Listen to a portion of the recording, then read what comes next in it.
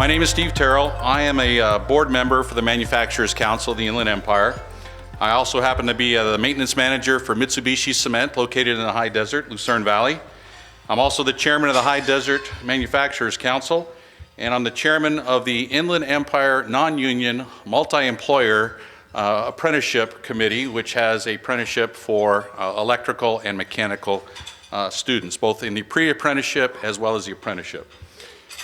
I also like to recognize the VIPs that I'm aware of in the audience. If I miss any, I completely apologize. But from Congresswoman Norma Torres's office, we have Mike, let's see, I got to get this right, Vigiano, and Daniel Enns. Thank you for being here. The Vigiano was my emphasis, sorry.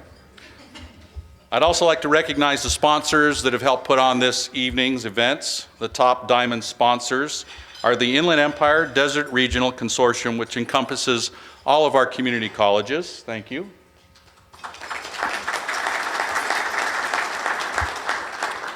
And Wallace Brithney, the past president of Brithney Electric and now a consultant for Sulzer. He has been a generous sponsor and supporter from the formation of the Manufacturers Council, and I've had the pleasure of working with him for probably close to 20 years. Thank you, Wally.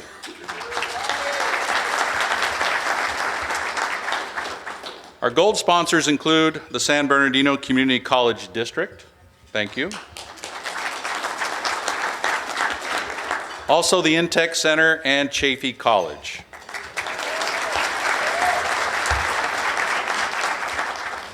Both of these organizations have been there from the beginning, and their volunteer and guidance have helped form a unique and rich collaboration for the benefit of manufacturing and the workforce in the region. Thank you to our silver sponsors, CMTC, the California Manufacturing Technology Consulting Group, CMTC. They provide us educational programs and consulting to many of the manufacturers, and I'd like to talk to them afterwards. RP and B CPAs, they have been a long-time sponsor and donated their time and work to assist the MCIE with our accounting and tax preparation needs, and their staff have devoted their time and talents to our events. So thank you very much, RP and B CPAs. Not only did Wally donate as a sponsor, but Sulzer Electric, formerly Brithney Electric, is an international company that is focusing on the wind industry in the region, and we appreciate their continued support. Thank you. We'd also like to take the time to thank some of our table sponsors. California Steel Industries, a great sponsor. Thank you very much. Back before there was an MCIE, when we were just a collaboration of manufacturers in need of skilled labor, California Steel volunteered quite a bit of donated time and energy, as well as luncheon space. So we really appreciate all the support that California Steel has donated over the years. Also, the Greater Ontario Business Council, filling their table with some of the manufacturers in the Ontario region. Microdyne Plastics from Colton, formerly my hometown for work, which was Cal Portland, the home of our chairperson, Judy Lopez, always supportive. We hope we can tour your plant soon.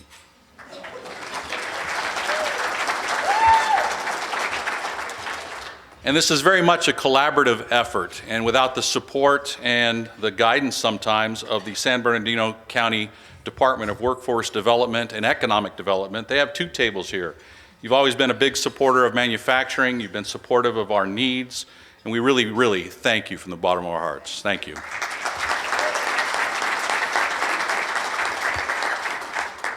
The Manufacturers Council of the Inland Empire is actually celebrating our 15th year as a formal organization.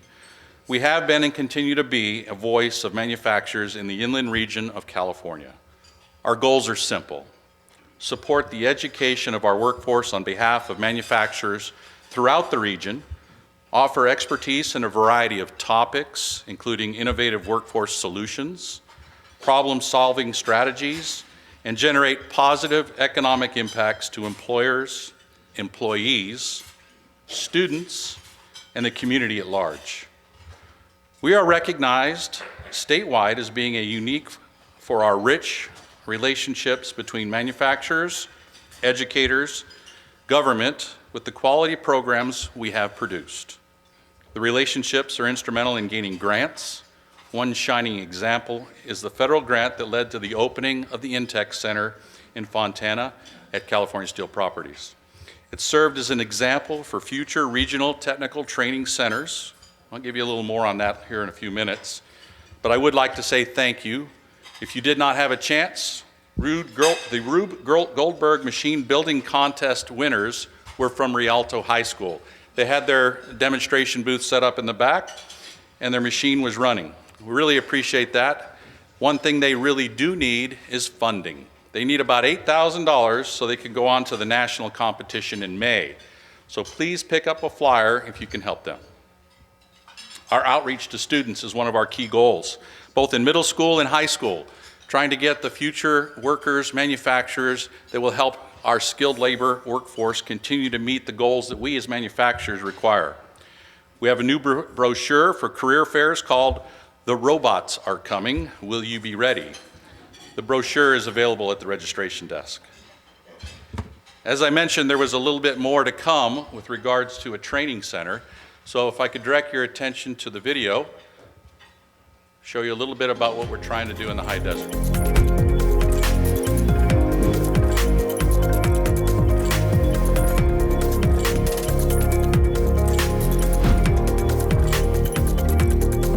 The High Desert Training Center is extremely important to us, and it was kind of vital to the region, primarily because we need those trained skills for industrial mechanic and industrial electrical. We cannot find that help anywhere else. The development of this training center is going to give us the employees that we need for the long-term sustainability. Some of our local partners that helped bring about this center were the members of the High Desert Manufacturing Council, including Mitsubishi Cement, Rio Tinto, General Atomics, and some others. I think what makes this unique is that this is a conversation that's been going on between the college and industry partners for some time. And what we've heard from the industry is that they need people that they're hiring trained with the basic skills that are necessary at the entry level, particularly in the area of mechatronics. Mechatronics is a program that we've developed that's essentially industrial automation. It combines the mechanical, electrical, and electronics components to work together to provide different needs that these different businesses have. So if they continue with their training center, what they'll end up doing is getting a job with somebody in industry. We can get a sustainable family living wage with a skilled labor position. With an industrial electrical and industrial mechanical, they can go all the way through to supervision. They can then go on and get a bachelor's degree, an associate's degree. The business aspect is we're going to provide a homegrown, well-educated, well-trained workforce. And that's what we really need for the economic stability of the high desert. We have a great deal of manufacturers in the high desert. We're kind of an isolated little area. And with the opening of the training center, it will be located at the Southern California Logistics Airport, which for those of you that don't know where that's at, it's actually located at the old George Air Force Base up in Victorville. One of the challenges most of the high desert representatives have is about 80% of the students that graduate from high school do not go on in 6 years to get any form of an associate's or a bachelor's degree. We spend a lot of money and time telling all the kids that they need to go to college, but we're only hitting about 20% of that mark. So 80% of that mark can be hit with a workforce that we as manufacturers can put to work. So with the partnership between Rio Tinto, General Atomics, the cement plants that are located up in the high desert, as well as X-Quadrum. X-Quadrum is really phenomenal because that company and the owner of that company has really put his money where his mouth is. He bought the building that the training center is going to be located in. He's going to be moving his operations to the south side of that building, and on the north side, which is a little over 20,000 square feet, is where the new training center is going to be located. We should have it open here in the next couple of weeks, with our first class to be for incumbent students for local manufacturers that are part of the Manufacturers Council. If you're interested in more information in that, feel free to see me after this presentation. But that is what we have as far as the high desert and the training center. The Intex Center was our model. the cooperation between California Steel and the community colleges was something that we wanted to emulate. I'd really like to thank Victor Valley College, Barstow Community College, as well as all the community colleges in the consortium that have really helped put this regional training center into practice. As you know, many of the students don't have the finances to drive up and down the hill, and if you've driven up and down the hill, except on a Friday or a Sunday, thank you as you go by, to Vegas, it really is hard to get up and down the hill, and having a regional training center will provide greater opportunities for those students that are up there. You all know about the funding that came about to the region to help develop the skilled workers, and that was through the development of a consortium of the Inland Empire Desert Regional Consortium. And to tell us a little bit more about the investments that funding came about, I would like to introduce and bring to the stage Sandra Cisco.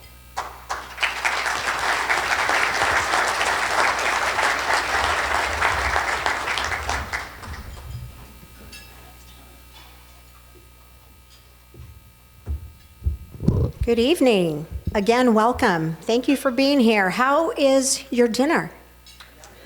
Yes, I love the salmon. Salmon was delicious.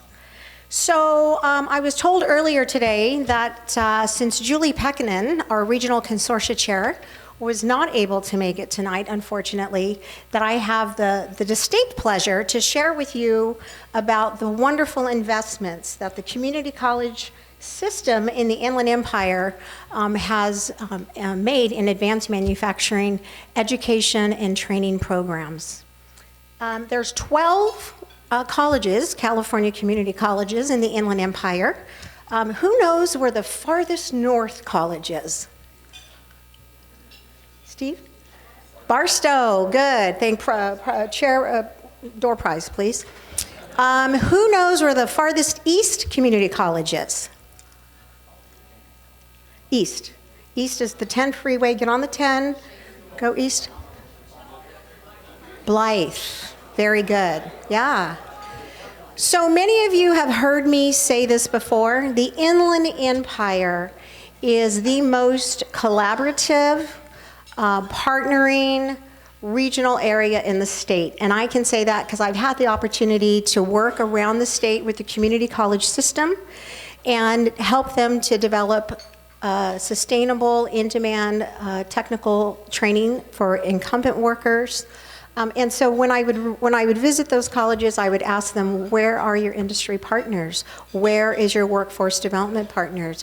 Where are your state level partners? And they would look at me like I was from Mars, and I am. But anyway, so most of you probably already know that the Inland Empire is the fastest growing region in all of the US when it comes to manufacturing jobs. And so with that, the community colleges are certain to continue to pursue funding on behalf of manufacturing to make sure we're upskilling a workforce to fill the jobs like CNC machining, even conventional machining, welding, industrial electrical technicians, maintenance mechanics, pre-engineering technicians, and on and on and on. So we appreciate that you are providing those jobs. We understand that there's a skills gap, and we're here to help fill that skills gap. We appreciate our manufacturers so much in the room who go out of their way, especially folks like CSI, to partner with us, to be at the table when we are developing curriculum, to provide feedback, to provide funding in some cases when maybe something is not covered through the funding streams we have. So we will continue to do this on your behalf with pride and with pleasure. And so when we're reaching out, we appreciate when you reach back. Over the last year or so, the Inland Empire Region community colleges have obtained and invested approximately $17 million worth of funding for advanced manufacturing careers. We really start, and we listen to you all when you say, and I think it was Judy that said it earlier, it starts in the really junior high, as early as you can start, the education process of explaining what it means to have a good paying in-demand career in advanced manufacturing, what it means to not have to go and get a bachelor's degree right out of high school. You might do that down the road, that's great, but you don't have to do that to launch yourself into a really good in-demand career. So we start with outreach, education, events. All the colleges host events like Manufacturing Day. We host thousands of students each year, informing them about these great careers. There is funding that goes to a marketing campaign that's called Ready, Set, Career, and it speaks to the technical careers, not just in manufacturing, but in all careers. But a good portion of the funding does go to just educate the youth and individuals about these careers. We are also investing in upskilling our faculty and making sure they're learning the latest in technology, especially when it comes to robotics, the newest and latest in technology for robotics. And then we're also continually developing curriculum and updating our curriculum. There's been a special focus on registered apprenticeships. How many of you manufacturers have a registered apprentice? Okay, we're getting there, great. Thank you, Judy, absolutely. Registered apprenticeship is a great way to develop your workforce pipeline. We talk to our students about it. We offer 2 registered apprenticeships programs at Intech and 1 pre-apprenticeship program. When they learn about the possibilities and being upskilled and reaching journey level status in as little as 2 years, they are excited and thrilled to work in advanced manufacturing. We've also invested in equipment, renovations, and developing community college pathways. And there's so much more, but I was told I only have 5 minutes. So with that, thank you again for being here. Enjoy the rest of the event.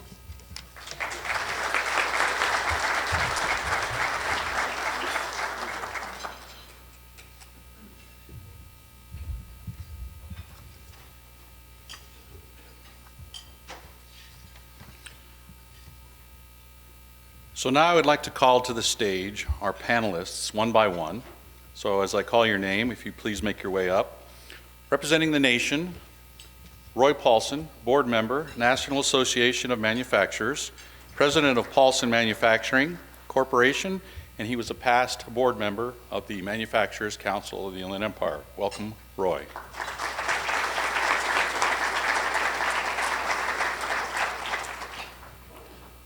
Representing the state, Lance Hastings, President, California Manufacturers and Technology Association, CMTA, past Vice President of National Affairs for Miller Coors. Welcome, Lance.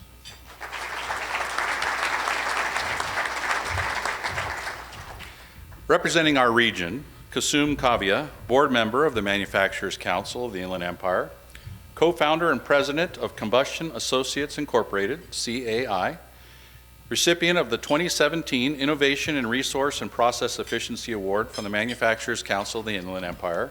Welcome, Kasum.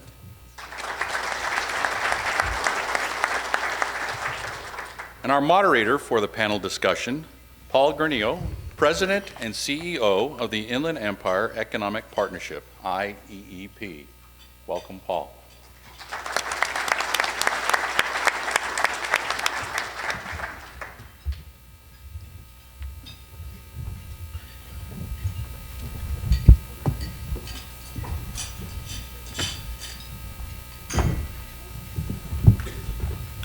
Okay, everybody awake?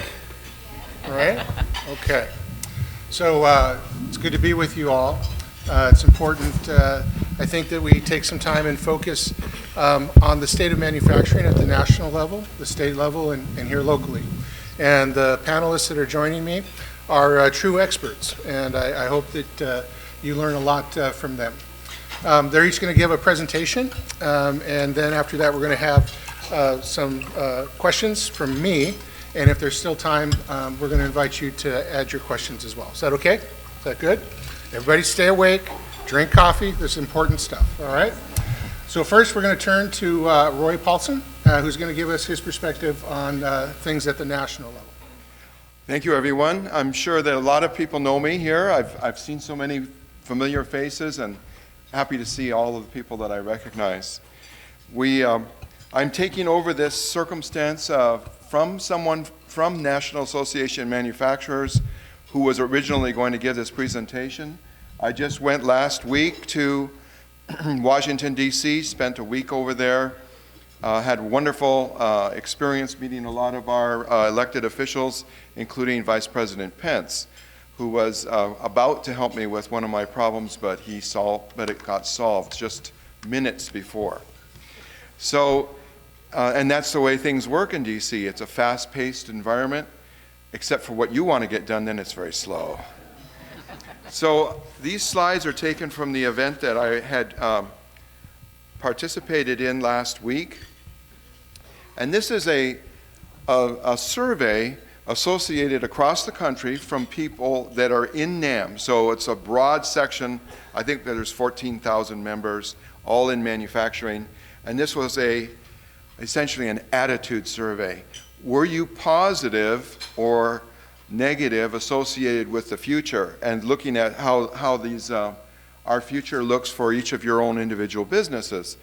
And you'll see that this is quarterly, starts at 2018 and comes out to the fourth quarter of 2019. And while the chart looks a little bit like it's going downhill there, as you can see, you have to keep in mind that it was coming off of a super high. The manufacturers have been on a super high for the last couple of years, big, huge growth, best record numbers, whatever, in any field that you were in for manufacturing. And so we had this decline in their perception of what they saw in the future that was coming. And I can also say that in my own business, more or less, I could feel this perception coming, because I saw that there was reticence with my manufacturer, or with my companies that I sell to. Now myself, my largest customer is Honeywell, and my second largest customer is 3M. And they both, you could draw it on that chart, it's about the same on this. So we think that things are going to improve, but at this point, we've had a little bit of a slowdown in manufacturing. I would say probably most of the people in this room would also say this was somewhat reminiscent of their own circumstance, unless you have a certain very specialized area. Okay, this is from an economist, and they love to have all of these charts and show all of this information here. So with this, I think one of the most important lines to look at is that if we look at this yellow-orange line that's attracting and retaining a quality workforce, that starts off low at the 40% and then runs up very high.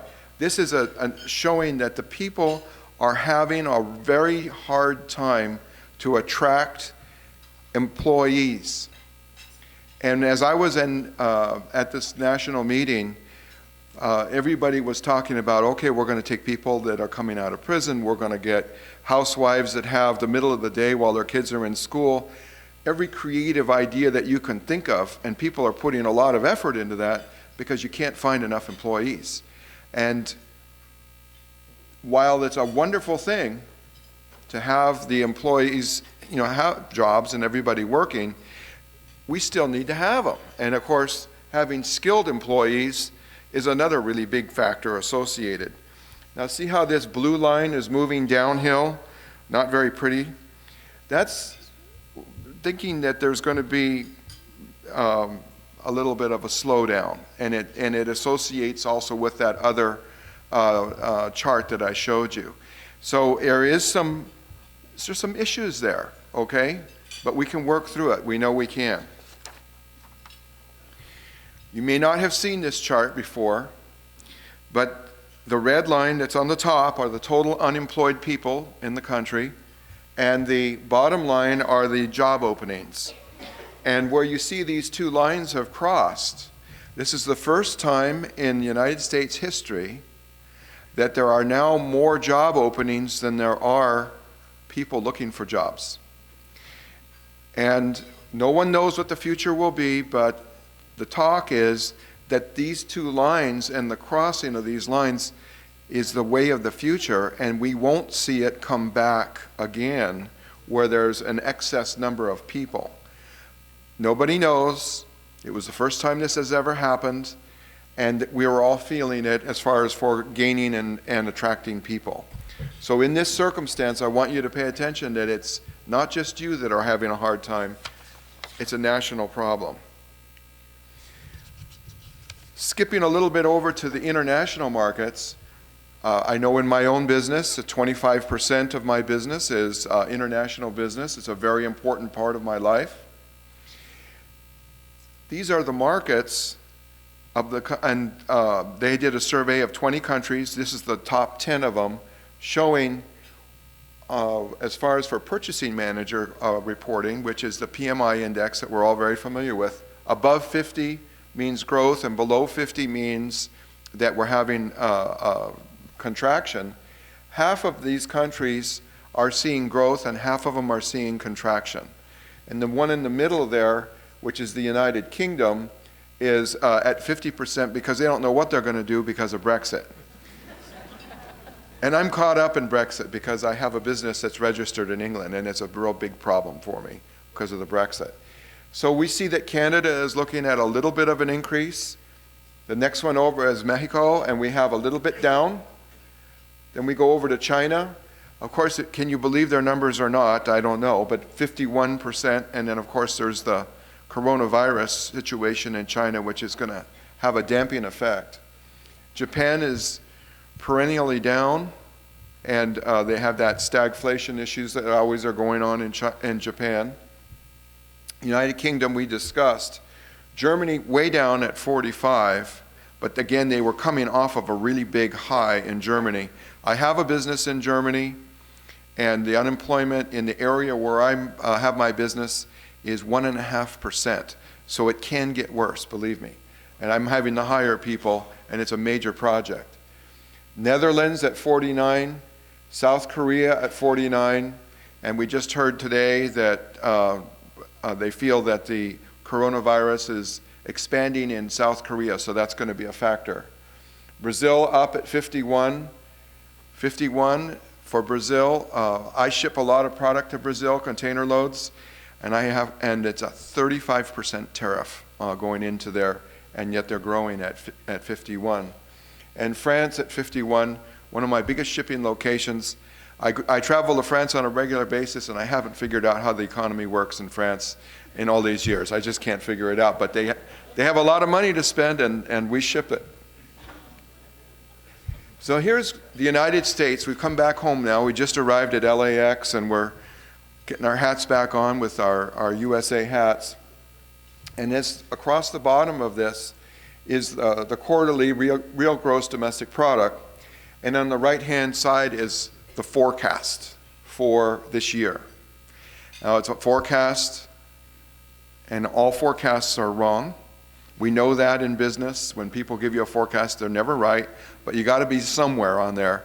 But basically none of the top guys that are the economists are predicting a recession for this year. It's just a slower year. And so they're looking at this slow first quarter and then coming up a little bit for the rest of the year. A lot of the factors involved for this year are relatively new for us. Nobody was thinking about the coronavirus circumstance in December. We weren't talking about that. We didn't even know about it. And it's going to certainly have a damping effect. But we also have things that are going to come in that are going to help, and we're going to get to that. So recent trade achievements are going to help. The USMCA here in California, it's so important with the Mexico trading partner so close to our borders. This is going to help, and it's going to create a bump, but it won't happen instantaneously. There's a lot of details that are yet to be all worked out. Things have not been complete, even though it's moving forward, we have a little ways to go, but it's a very positive thing for us. China Phase 1. Phase 1 had a lot of intellectual property aspects in it, and there's many phases that are going to need to move through. I'm surprised that they were so successful with Phase 1, and I believe that the Chinese will be continuing to want to work with us because they're also coming from a weaker position, having been shut down for as long as they have with the entire epidemic circumstance. And then the Export-Import Bank being reauthorized in a way that they're more effective. And they were basically hamstrung for the last 5 years. I know that I have personally worked on the Hill a lot on the EX-Im Bank issues, and it was very difficult to get the EX-Im Bank reauthorizations and then for the full quorum of the bank to give them their authorization of larger size loans and so forth on both sides of the aisle. Didn't matter if it was Republican or Democrat, there was detractors on both sides, and it was an uphill battle struggle to get that squared up. And so we're happy to have that, and those who aren't familiar with EX-Im is that people that do exporting are able to have a guarantee of the finances that they will receive their money. Certainly Kusum could speak to that, as that's what pumps in her veins.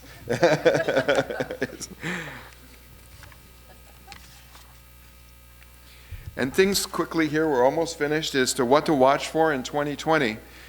They're really trying hard with infrastructure. It might actually happen. And with infrastructure moving into place, of course, that's construction money, and then that flows very quickly into the economy, and it will certainly make an improvement and a spike. And I'm going to do a little bit of extra explanation here on this. Regulatory activity will spike. So again, we're talking on the federal level. This is something that is we're not very familiar with relative to the federal rules. But there's a deadline for regulations and new rules to get passed. And when otherwise, if the next president that comes in, let's just pretend for a moment that Bernie Sanders came in. And if Bernie Sanders comes in, anything that is passed on regulations after May 2020, he by executive order can rescind. So right now there's a huge hustle bustle going on to try and get everything locked in that they want to get locked in before this May date. Otherwise, it could be a deregulation that gets put in, and if Bernie gets in, he could change that just with a stroke of a pen. So they're crazy busy trying to get everything squared up before this deadline date, just to hedge the bets that we would have, just in case, of course, that a Democrat was to get in. And so you'll see a lot of increase of activity. We are expecting prescription drug debates to be in Congress, and there could be possibly floor action. I know that President Trump is trying to get this to move forth, and I actually personally feel that both sides of the aisle are for the some sort of reform associated to prescription drug. And then tax reform will depend on November. Certainly, if the Democrats do come into office, you can expect to see our improved tax circumstances rescinded. If the Republicans get in, we're expecting a middle-class tax cut. And finally, immigration, and this is something that's important to us. Immigration is still needs a solution, and they need to work on it hard to find a solution that's amicable, again, on both sides of the aisle. We know immigration probably just as much as Texas or Arizona because we're a border state. And I know in my business, it's it's a common thing to be discussed because I have a lot of people that are from Mexico who work for me. Now, in my business, we've encouraged them to become citizens. We group them together, and all of that works. And so we want to know that immigration is a big issue yet this year, and that we expect a lot of activity on that from the federal level. Thank you so much. Thank you.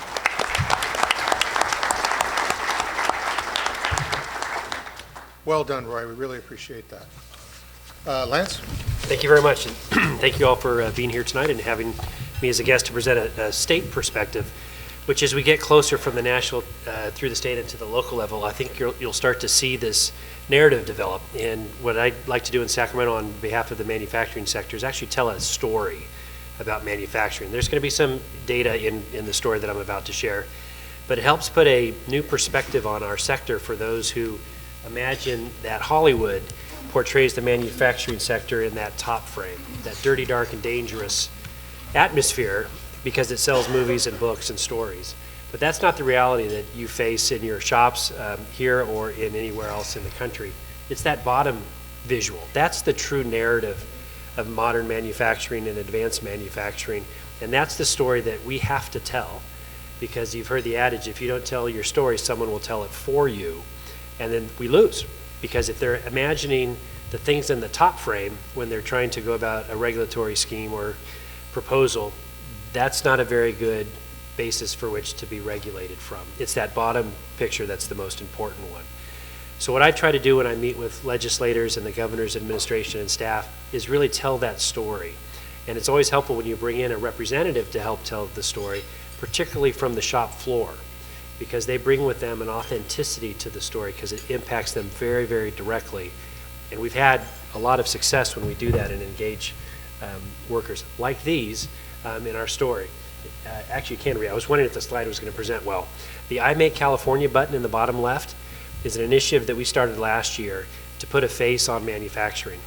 And these are line workers, these particular cases with Anheuser-Busch on the left, which is gratuitous because they chair our association at the moment. But that's the Fairfield Brewery representative. And that poster, and the one next to it, and the two you'll see in a moment, are 4 feet by 6 feet. And they hung outside the governor's office for a week when the legislature returned to session last August. Everyone who went into the Capitol, got into the elevator banks, saw these 5 images, and they stopped for a moment to see the story. And they make California. Yes, there's a CMTA logo on that, which is our trade association, but they are the story. And the feedback that we got from this campaign was phenomenal. And we've ramped it up now that we're trying to get one manufacturing employee from every legislative district in a poster that's going to probably be 18 inches by 2 feet. We're going to take it to the legislator's office and ask them to post it in their office because it's going to be a constituent of theirs. So there should be an interest in doing so. And that way, everyone who comes in that office to visit is going to see a manufacturing presence front and center on the wall. Some have even told us they'll put it on their front door. So when you walk into the door of their office, there will be a manufacturing presence to greet you. And it's this kind of campaign and narrative that really flips that paradigm from the top image to the bottom image that I showed a moment ago. And here there's 2 more stories. And from what I've just shown in 4 images, you see the diversity that the manufacturing sector actually represents. And that is another part of our narrative. It's not just a bunch of old guys working in the old boy network anymore. It's a vast and diverse atmosphere. And with that, you not only are you getting a diversity of experience and upbringing, but you're getting a diversity of thought. And it's that diversity of thought in the workplace that really makes things work. From my previous experience working for Miller Brewing Company, we would have folks in the bottling line in Irwindale come up with a process that was better than the process that was designed by the computer to turn out bottles on that particular bottle line. And that employee brought that forward, felt comfortable and empowered to bring that issue forward, brought it forward, and they changed the process, and the employee was recognized and awarded for that. I don't know any other atmosphere, and maybe 10 or 20 years ago might have been more difficult, but having an empowered workforce is really one of the things that our sector can actually bring to the table and show as a spotlight for other sectors, that when you empower your workers that come from a diverse background and diversity of thought, you can actually bring about change in processes in something that's very complicated, but there's a very simple solution at sometimes to be had. As we talked about earlier, job growth rate is kind of all over the place, but I really love showing this slide when I come here because look at the numbers on the right. So fantastic for this area. But when you look at the California number, which is below the national number, that pains me terribly. California should always lead the country, if not the world, in all of our metrics. And job growth rate in the manufacturing sector certainly should be one of those. The reason it's lower than the national average is you see that negative 9.5 in the LA MSA. Because of its sheer size, if we stop that, if that number were 0, by my math calculations, California would be at or above the national average. So we do have these regions around the state where there are some great things happening and some challenging things happening. And it's, I'll tie in a little bit of politics here in a moment, that the governor is promoting Regions Rising, is an acknowledgement that California, while a great state as an entity, it is comprised of various regions that are quite different from one another.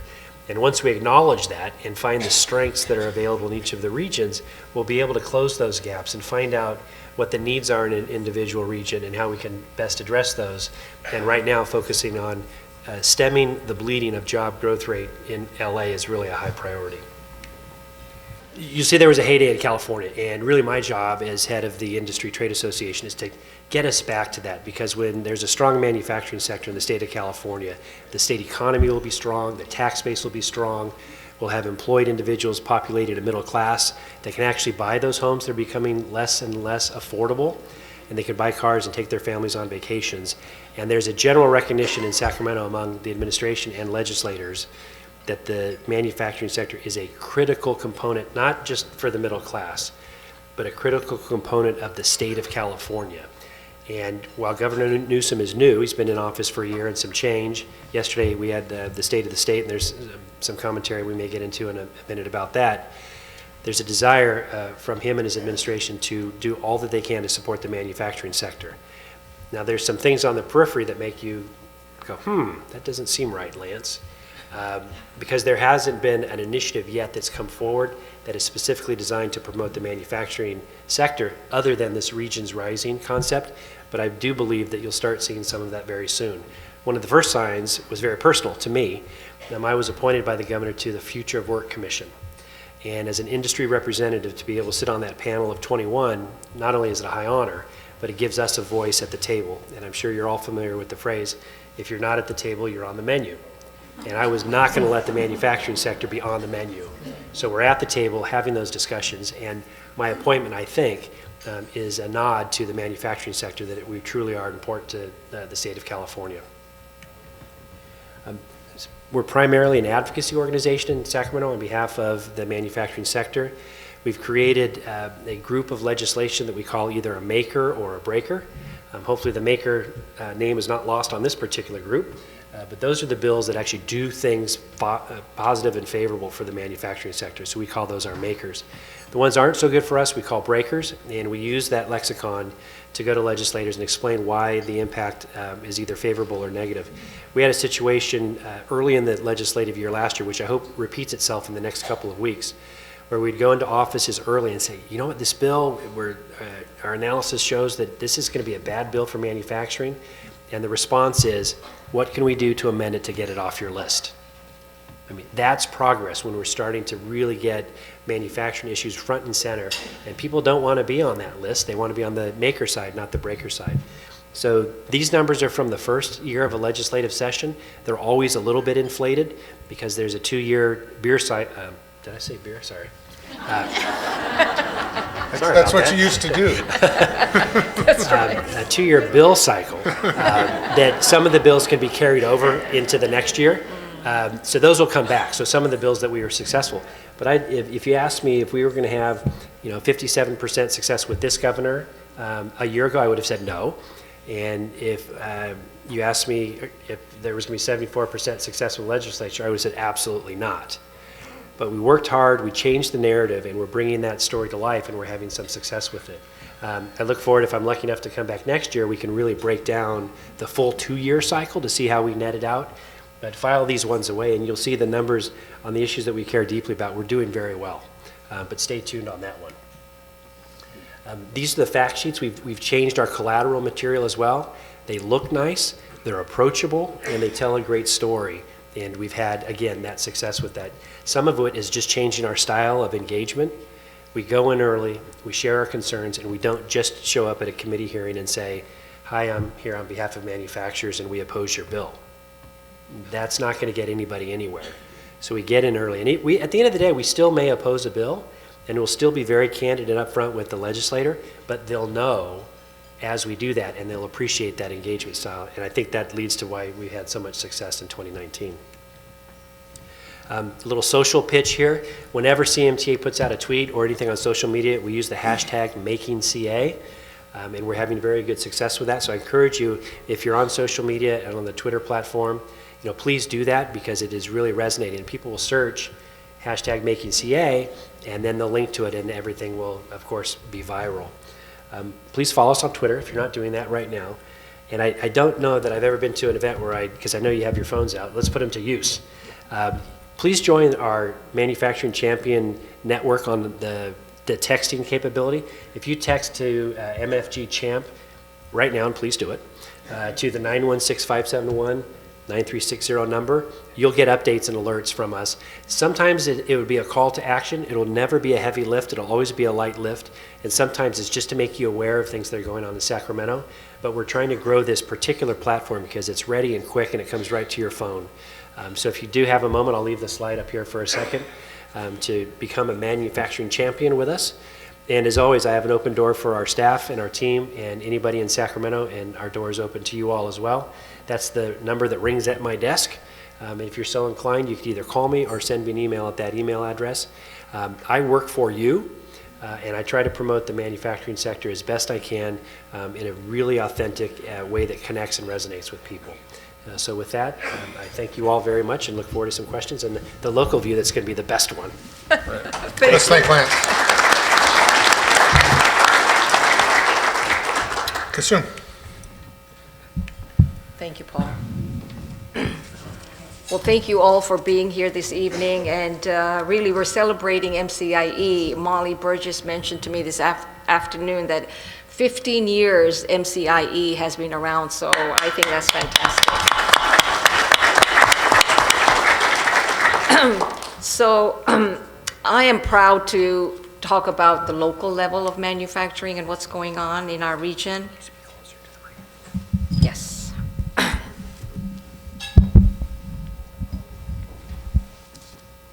And for those of you that don't know my company, I'm a manufacturer, Combustion Associates, Inc. And for the last 30 years almost, we have been manufacturing in Corona, Inland Empire. And so my honor to talk about the local view. As others have explained before me, really we are in the right place at the right time. The Inland Empire plays a pivotal role in the California economy, and as I'm going to show you further, it plays such a big role in the national economy as well. California, by far, 5th largest GDP in the world, but the IE has really just grown. Not only are we diverse, but we're vast.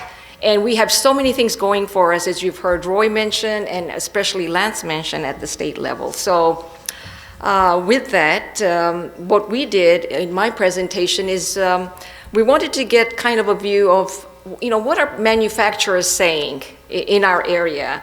And it was a mixed bag of responses that we received. People are saying that manufacturing is steady. In my business, for example, we have very long sales cycle. Nobody goes out and looks for a power generation system and says next day, I need that. So it takes years to develop that relationship and have the customer buy into that. But advanced manufacturing is on the rise, we hear, and we hear that, recovery is slow and steady on the good side of it. And then the others are saying, California, there's a lot of regulation, there's a lot of red tape, our insurance is high, workers' comp, general liability, things of that nature that every small business manufacturer in particular have to deal with. The costs are rising, where are the customers? And so we always have to juggle that. And what I also wanted to get was just a show of hands of how many manufacturers, small business manufacturers we have in the audience. So at every table almost, right? So this is a problem not only for me, but for all of us. And I think what the MCIE does is it brings these problems together, and we look for best practices in how we can turn around and make a solution out of that. So what you see here is a report that was prepared by the Institute of Applied Research. This is Cal State San Bernardino, and it's showing that really there's a slowdown ahead. We're looking at 2020, it's historic labor shortages. You saw Roy's graph where the red and the blue meet, and it means that there just isn't enough workers for the jobs that are out there. We have trade issues with China, and then we have, an election year as well. So all of these things are lending towards uncertainty. And any business, especially manufacturing, when you have uncertainty mixed with that type of all those events occurring, things are going to slow down. So the Purchasing Managers Index shows that for the past 4 months, it's kind of just stayed steady. The commodity prices, manufacturing is all about supply chain. And so if your supply chain is increasing pricing, you're going to have to increase those to your customers. And so for 7 months in a row now, the commodity price index has been going up in our region. I myself purchase a lot of steel, pipe, electrical conduit, all kinds of commodity like that, and there's a slow rise in that increase in price. Production is down a little bit. New orders are also down. And employment, of course, is high and it's increasing. That's my chart there. And then what we did also is we looked at, what's generating this interest in manufacturing, especially in the Inland Empire. I'm going to talk about it a little bit later, but other think tanks around U.S. have been looking at our IE region and what's driving manufacturers here.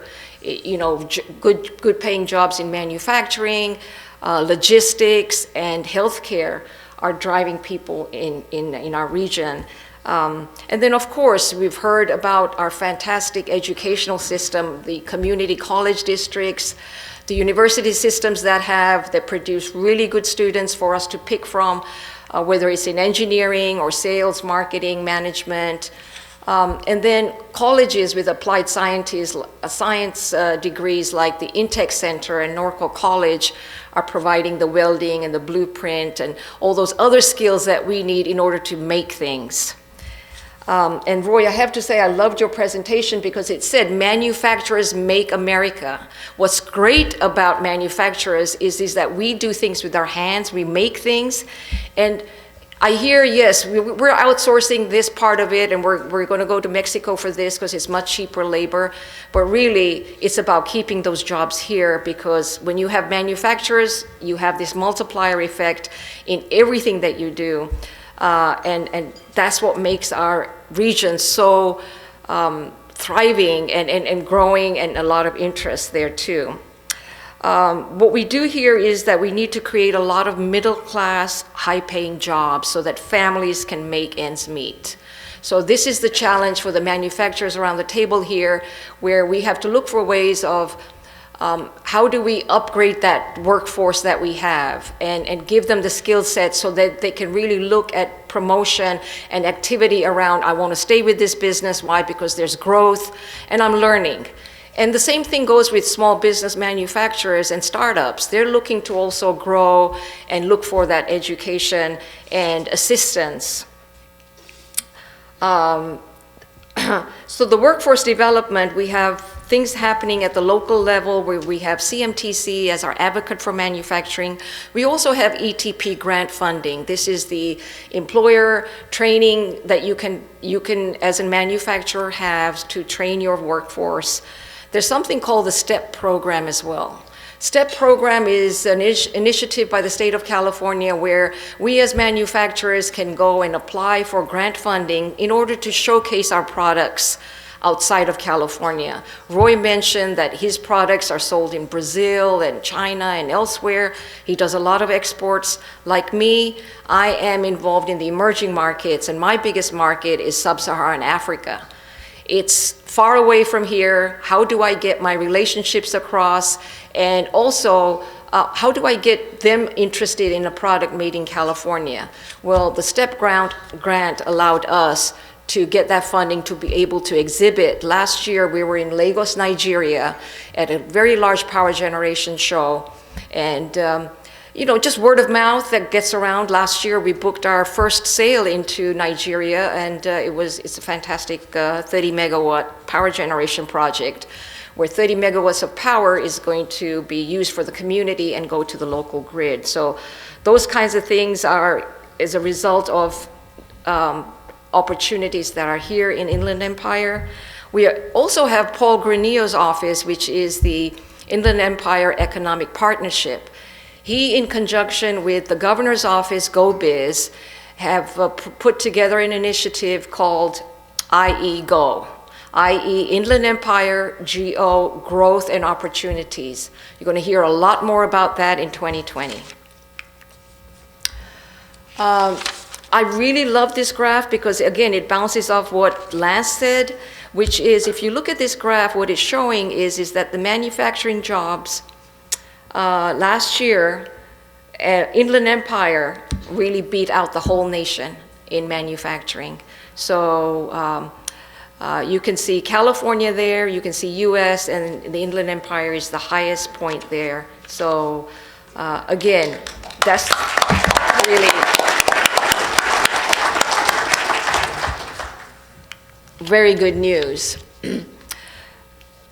So the Brookings Institute, a think tank in Washington, D.C., really came out with an original report on our region, Inland Empire.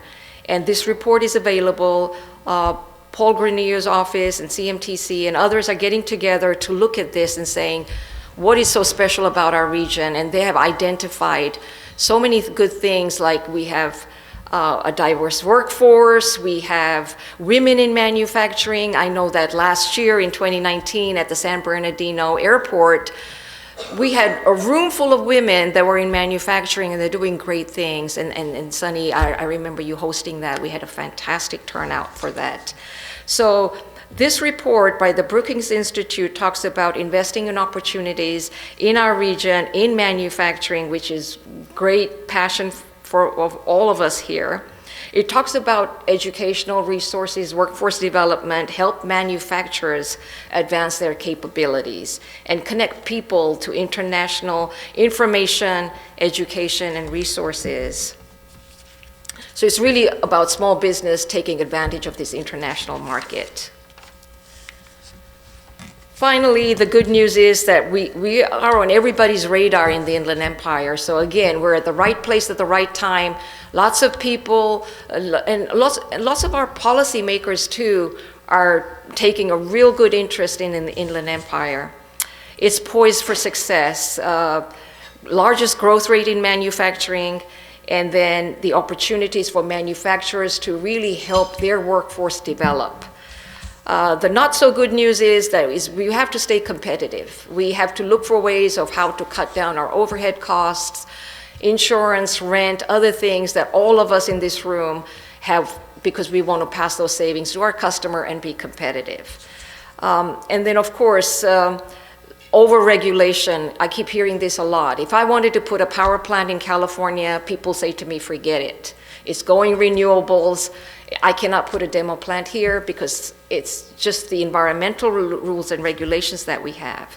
So where do we need the help in manufacturing? A couple of things that we identified through a listening roundtable just recently held at the California Steel Intech Center was, give us some tax incentives. I know at the federal level there are tax incentives for manufacturers that export products and services.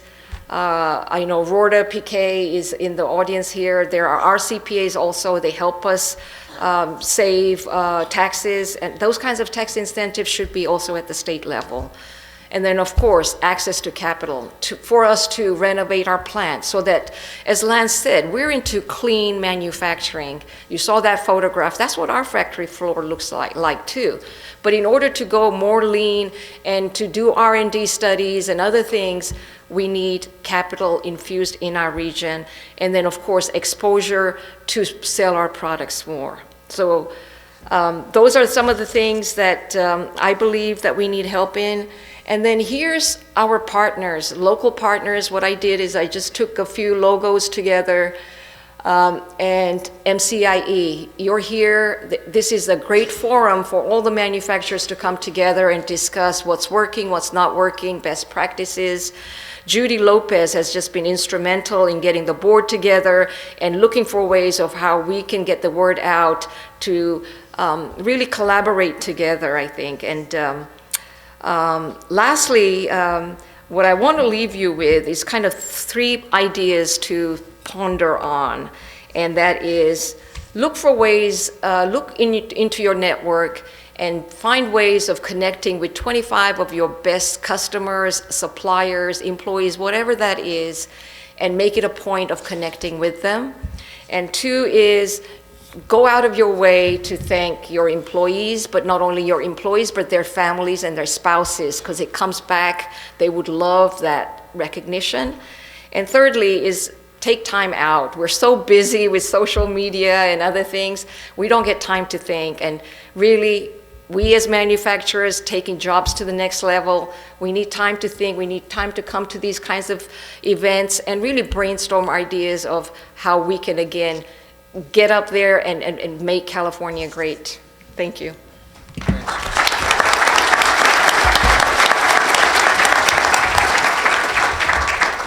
So I'm not going to get sideways with Steve. So when Steve says we're done, okay? Let's kind of do a little bit of a lightning round. So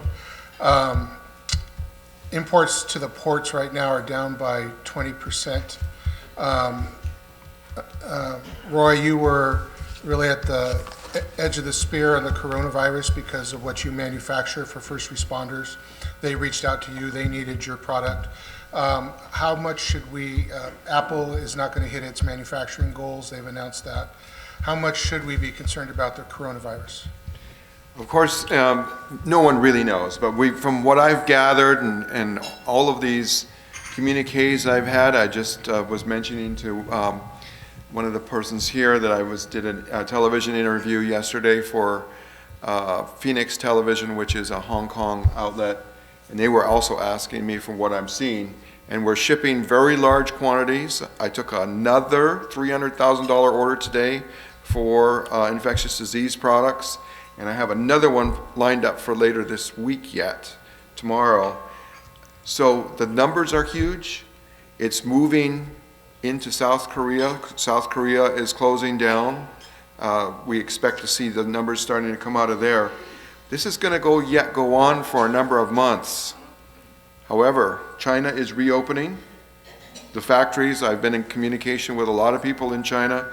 The factories are getting restarted up, and they feel as though that containment is occurring. Great. So, Lance, I worked with Lieutenant Governor Newsom and California Economic Summit and California's Forward on the Regions Up concept that the governor has adopted or he adopted in his first year. Yesterday, he talked about all of the state of California for about exactly 7 minutes, and then 37 minutes more was spent on homelessness. So how much is homelessness going to distract the administration and the administration's funding priorities? It's just, well, whenever a politician spends 90% of their time on a topic, that's the thing. And we were all surprised that it wasn't a spectrum of issues facing California, because we all know there are a lot. But he made a calculated decision to focus on that because it hits every single community, and more Californians probably drive by, touch, or come into contact with, at least visually, the homelessness crisis in the state. So he took a political calculated risk to focus on that. The strain it's going to cause on the others, I hope, isn't going to be that much, because so much of the state budget is directed to certain things. So either he's going to have to request a tax increase to pay for additional programs, or do some redirection from a pool that's pretty small for him. But what is really clear is that is his number one priority. And I think he even went so far yesterday to say, I own this, but he also said, we own this. So he didn't take it on himself. He put it on all of Californians to work on the crisis. And I think he did the political calculus because voters will react sooner or later if the crisis is not addressed in one way or another. So that part he did. I think with the employment training panel and some of these other issues, the funding stream is still there, should be unaffected for our sector. But what I would like you all to know and take away is the labor agency through Secretary Julie Su and GoBiz through its director Lenny Mendonça, they care. They get it. They're just trying to find that balance that will work for the state of California with all of these other competing issues. But I think they get it. And the governor has expressed to us directly, manufacturing is important. He's had his first year. I've had my first year on the job. This next year, 2020, is going to be really pivotal for our sector as it relates to this administration. And I'm hoping for great things, and I know that hope's not a strategy, so that's why we're working hard to really promote it. Along those lines, Kasum, the region's rising together. Lenny Mendonça, I was with him last week. I'm with Secretary Sue tomorrow. We brought GoBiz to your plant. There is a focus, IEP is leading a focus to create a center of excellence in logistics with all of our educational institutions. That comes out of the Brookings work that you mentioned. But the second recommendation from Brookings was we do the exact same thing with manufacturing. I know manufacturers are busy. It's hard to go to meetings. It's hard to go to education meetings. But can you talk a little bit about how important it is that the administration is focused on our region? Absolutely. So manufacturing is really important. And I think to be able to get a center of excellence in manufacturing here established, to look at best practices elsewhere, bring it here, is really going to be important for jobs growth. And everybody that's in this room here, I know from my experience, more and more is getting into this advanced manufacturing and automation, controls. Those kinds of skill sets come from training and the workforce development that Sandra mentioned earlier, the Intech Center. So absolutely, we need to be able to get ready for those high-paying jobs in manufacturing. I heard earlier that you don't have to go and do your BS degree right away. Get into manufacturing, learn something, and then move towards that. So I would say that at the state level, manufacturing is really important. I know logistics is here. We've got Amazon effect going on. But without manufacturing, and especially the things that you've heard Lance and Roy talk about, we need to keep manufacturing here. How can we incentivize them? Great. Okay, that was the lightning round. Let's thank the panel.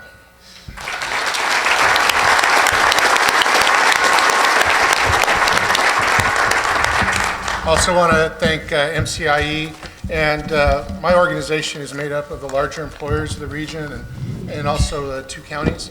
And just on behalf of them, we want to say to all of you manufacturers, thank you for what you do. We need you to employ people. We need you to be appreciated for what you do. So thank you very much.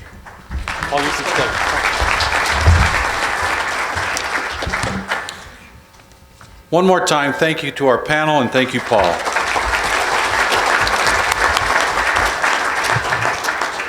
I'd like to thank you for your research and your reporting tonight. I hope that we have stimulated some ideas, conversations within the audience. And as a partial answer to the issues that you've discussed, I'd like to welcome Deborah Mustaine to the stage to contribute some regional solutions. Deborah is a lifelong educator and currently serves as Dean of Community Partnerships and Workforce Development at Norco College. In her role as Dean, Deborah is responsible for regional strong workforce programs focused on preparation of an educated and skilled workforce. Deborah's 30 years of work in education includes serving students from middle school through college in a variety of teaching, counseling, and administrative leadership positions. Deborah holds a doctoral degree in education leadership. Welcome, Deborah.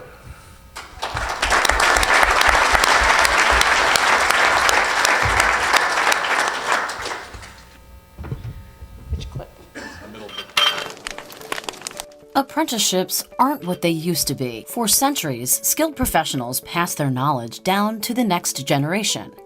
But over time, we gave up that heritage. And our students, job seekers, and businesses ultimately suffered for it. There is a gap in the education system where we really missed out on vocational training over the last 20 years. The reality is that there are a number of industries that are really struggling, and it's harming them in terms of their productivity and their ability to do what they do because they can't find the talent. We were unable to get qualified applicants. We've used staffing agencies, we've used resources, personal resources. We were hiring neighbors, we were hiring family members that worked here, and the match was not perfect because they were not on the path that we were looking for. Apprenticeship has reached a tipping point. Today, educators all over the nation are proving apprenticeships are vital again, as they forge partnerships with local business all over. combining what is learned in the class with skills obtained in the field. It's very different from the classroom because when you have that hands-on training, then it's a whole different world. My view of school has definitely changed since the apprenticeship started. Just getting to apply those same hands-on skills. I think a lot of us like to use that term, when am I ever going to use this? Like, now I actually have an answer for that question. And so you can start to value what you really want to hang on to and what you might be able to pass on to someone else down the road. The combination of actually going to school and incorporating that knowledge here, and the other way around too, the knowledge from here, bring that into going to a class, yeah, that works really good together. It's about launching students' careers and serving businesses. The long goal is what I'm looking at right now, to where I can actually advance my career and not stay in one spot for too long.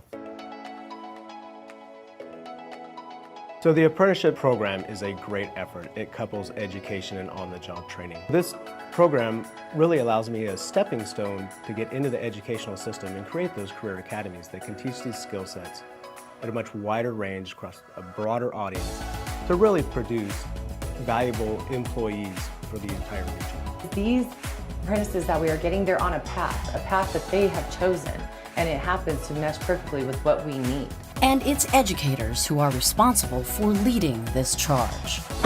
I think what educators need to know about careers in the guitar industry is that it's kind of a trade-based job, sort of like being a master carpenter or an electrician, something like that. It's a lot more hands-on and skill-oriented than it is traditional education. I see it as a great foundation for a career in our company because the more they learn, the better they are, the better we are as a company. Because you're teaching them a career. You're not just sending them to do a job. While you're teaching them, they're preparing themselves for the future. There's a lot of opportunity to learn, a lot of knowledge, and a lot of people that will want to share that knowledge, and that's a very good environment to be in.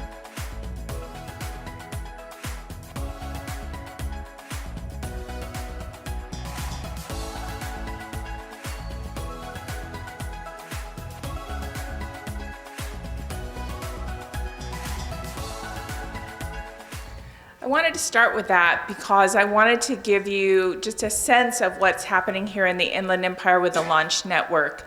And what I'd like to do now is have all of you stand who worked in high school or college.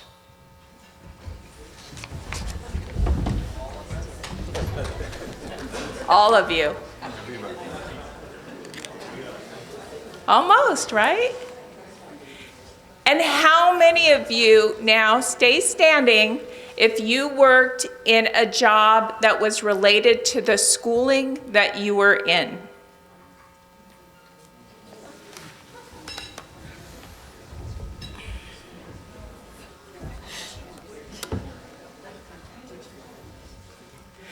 And how many of you who worked in a job that was related to the schooling that you were in actually got some sort of mentorship and assistance in applying what you were doing in the classroom to your job, and it helped move you forward in your career?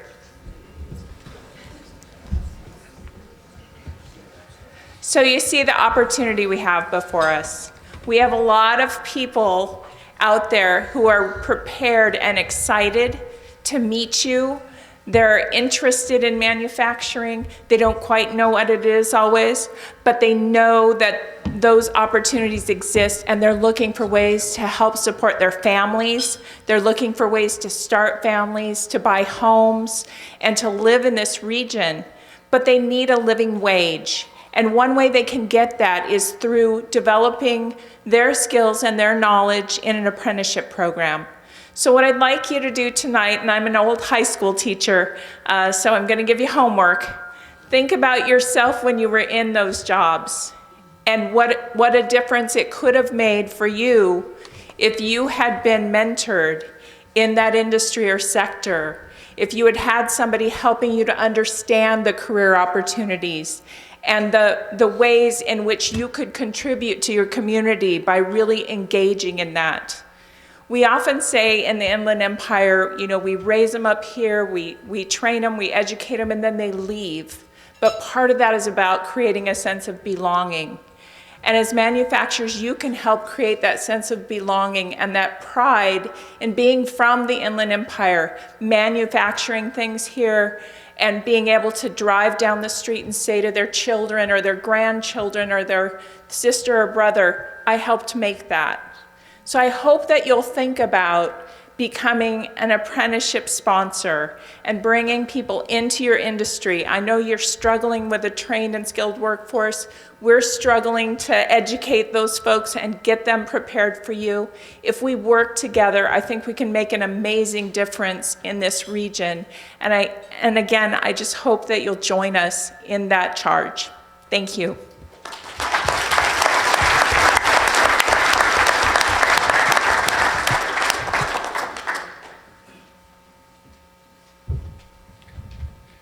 Thank you, Deborah. Thank you, Paul, Roy, Lance, and Kasum for making tonight an outstanding evening of ideas. Thank you also to you in the audience for coming.